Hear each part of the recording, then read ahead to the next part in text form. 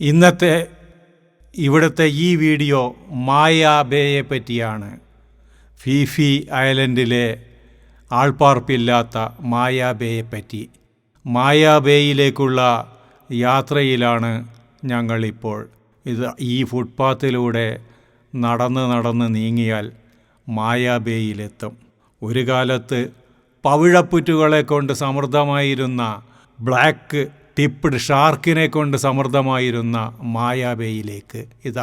മായാ ബേയിലെ വഴിയിൽ ഒരു ചെറിയൊരു ആരാധനാ കേന്ദ്രം ഞങ്ങൾ കണ്ടു.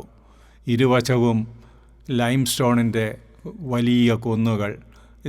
മായാ ബേയിൽ എത്തിക്കഴിഞ്ഞു. നോക്കൂ, എത്ര സുന്ദരമായ മായാ ബേ. സ്ഫടികം പോലെ തെളിഞ്ഞ എമറാൾഡ് വാട്ടർ, സിൽക്കി സോഫ്റ്റ് മണൽപ്പുറം, പഞ്ചാര, നമ്മുടെ മലയാള ഭാഷയിൽ പറഞ്ഞാൽ പഞ്ചാര മണൽപ്പുറം. എത്രമാത്രം കാണികൾ നോക്കൂ.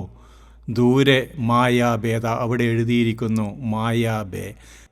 3 വശത്തും കൂറ്റൻ ലൈംസ്റ്റോൺ കുന്നുകൾ.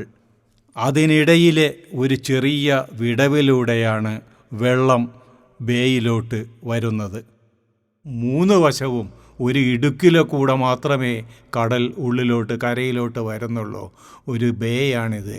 ലോകത്തേക്ക് വെച്ചിട്ട് ഏറ്റവും സുന്ദരമായ 20ാമത്തെ ബേ.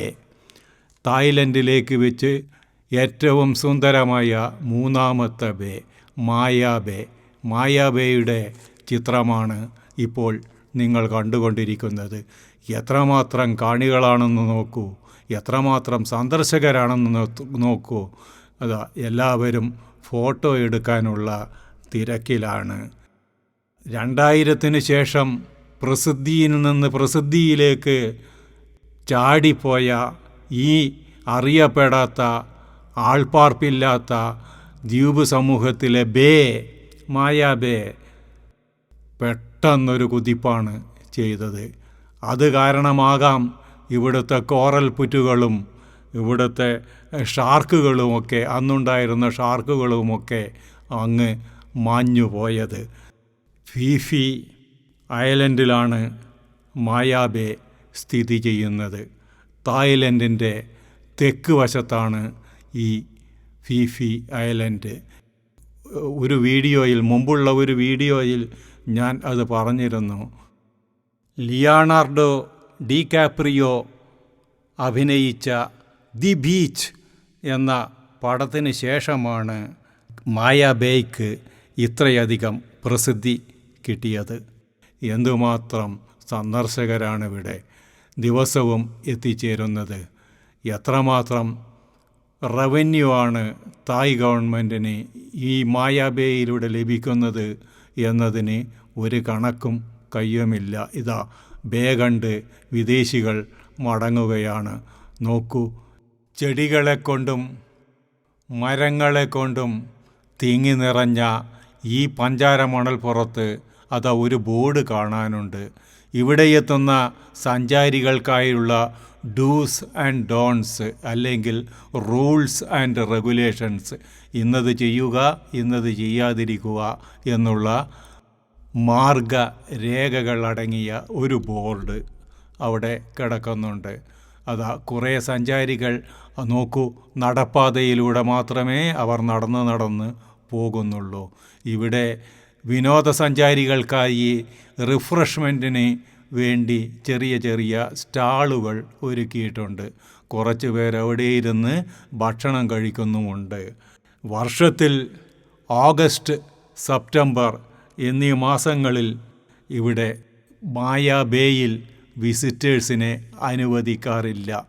കാരണം 2000-ലെ സിനിമ ഷൂട്ടിങ്ങിന് ശേഷം അവർ ബുൾഡോസർ വെച്ച് നശിപ്പിച്ചുകൊണ്ട് ഇവിടുത്തെ പ്രകൃതിയെ അപ്പാടെ നശിപ്പിച്ചു എന്ന കാരണത്താൽ ഒരു 3-4 വർഷക്കാലം തായ് ഗവൺമെൻറ് മായാ ബേ അടച്ചിട്ടിരുന്നു. അതിനുശേഷമാണ് വീണ്ടും തുറന്നത്.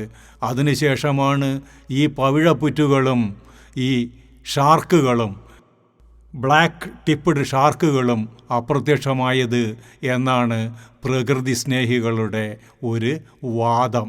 ആ വാദം അവിടെ ഇരിക്കട്ടെ. നമുക്ക് മായാ ബേയെപ്പറ്റി നോക്കാം.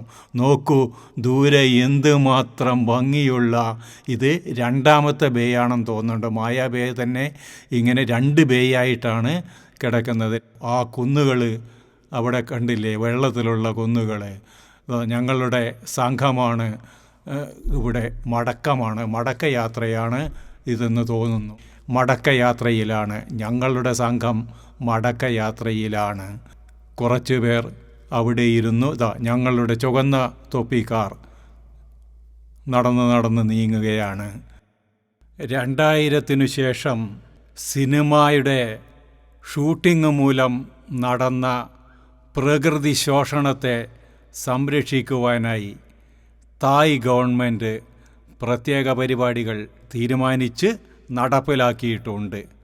വളരെ കർശനമായി വിദേശികളെ പരിശോധിച്ചും പ്രകൃതി സംരക്ഷണത്തിന് മാക്സിമം ശ്രദ്ധ ഊന്നിക്കൊണ്ടുമാണ് തായ് ഗവൺമെൻറ് മുന്നോട്ട് നീങ്ങുന്നത്.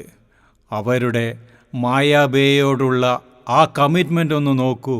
എത്രമാത്രം ജാഗരൂകരാണ് അവർ പ്രകൃതി സംരക്ഷണത്തിന്, പ്രത്യേകിച്ച് മായാ ബേ സംരക്ഷണത്തിന്. ഗവൺമെൻറ് എത്രമാത്രം കമ്മിറ്റഡാണ്. ഇത് കണ്ടുപഠിക്കേണ്ട ഒന്നാണ്.